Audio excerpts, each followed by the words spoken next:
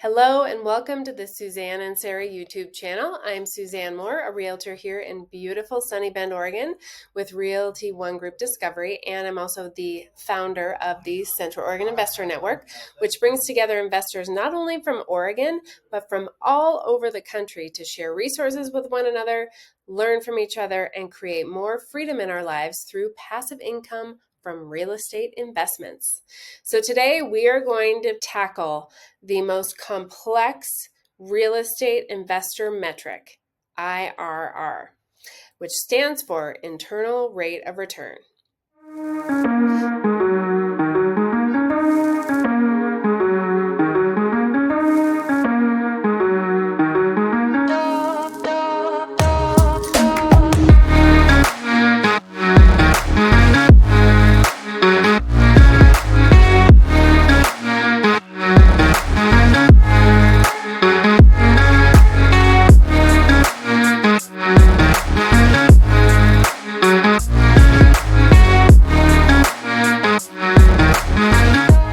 So in the world of finance and real estate, the IRR, or internal rate of return, is a really holistic metric that helps investors assess the profitability and feasibility of their investments. But despite how important it is, it's often super complex and people just don't use it because it's not easy to do on the back of a napkin or in your head. So today we're going to demystify IRR. We're going to break down the components and explore why it is such a crucial tool for evaluating investment opportunities. So what is IRR? Essentially, IRR is a financial metric that calculates the rate of return taking into account the time value of money over the entire term of your investment. So what does that mean? That means it takes into account inflation.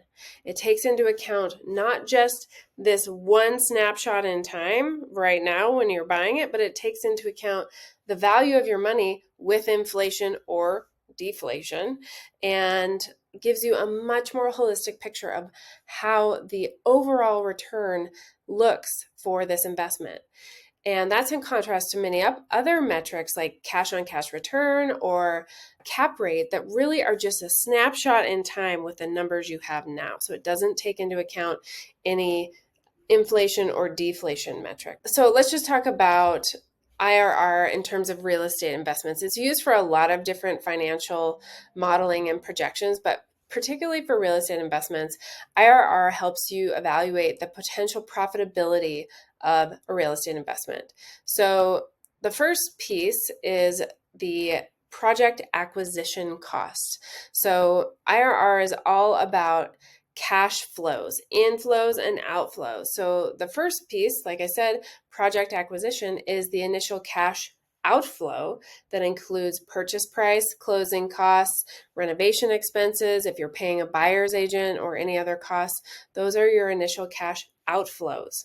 Then you have your operating cash flows. Generally, these are inflows, and this would be rental income or other revenue generated by the property over time. So coin-op laundry, storage, late fees, and interest or dividends if you're investing those proceeds. Then you have your resale proceeds. So if the investment involves selling the property, which at some point it probably will unless you leave it to your heirs, the resale proceeds contribute to the overall cash inflows because you're getting that investment back plus some profit in the ideal world.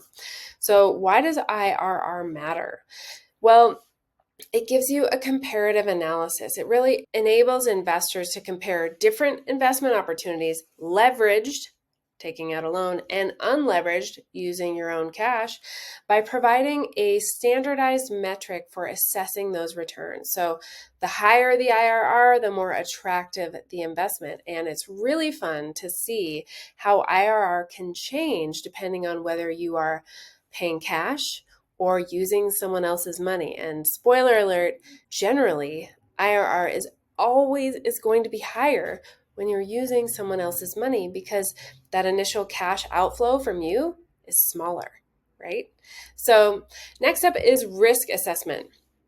IRR accounts for the time value of money, so it helps investors evaluate the risks associated with an investment. So the higher the IRR, the higher, more lucrative the opportunity may be, but it could also come with more risks.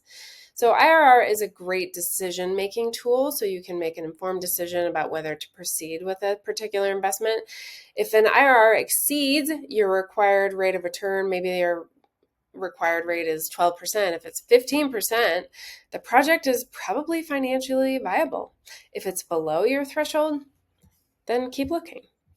So, challenges and considerations with using IRR. So, like I said at the beginning, IRR is complex. I'm not going to go through the formula with you here because I'm going to give you a resource to learn where to do that, or just plug it into Excel, which is honestly the easiest. But one of the challenges with IRR is there's complex cash flow patterns, and that may lead to multiple IRRs, which can complicate the interpretation. So oftentimes there are different metrics used to complement the IRR analysis. And then the other thing is your cash flow timing can impact your IRR. So it really heavily depends on the timing of your cash flows. So two instruments with the same IRR can have significantly different risk profiles based on their cash flow distribution. So that's a lot of words about how complex it is, but I really think that it is worth plugging into an Excel spreadsheet, and I'm going to give you a resource to do that. So if you want to see examples of how IRR works in real estate investment scenarios, there is a link in the show notes here with a great video by Coach Carson, who is a fellow real estate investor and educator on investment topics. And he's got a great analysis showing a leveraged deal using IRR and an unleveraged deal, like using just your own cash using IRR. So to wrap it up, IRR is definitely a powerful tool, and it should be used in conjunction with other metrics and a comprehensive analysis to ensure that you have a well-rounded evaluation of any investment endeavor. So the next time you delve into an investment opportunity, try calculating IRR. It's not hard, especially when you're doing it in Excel. You just type in a formula. You just have to know what the inputs are. So maybe it's not as hard as it sounds. So thank you so much for watching, and please like and subscribe so you can gain even more investor knowledge and learn about more Central Oregon lifestyle tips from us in videos to come. Thank you.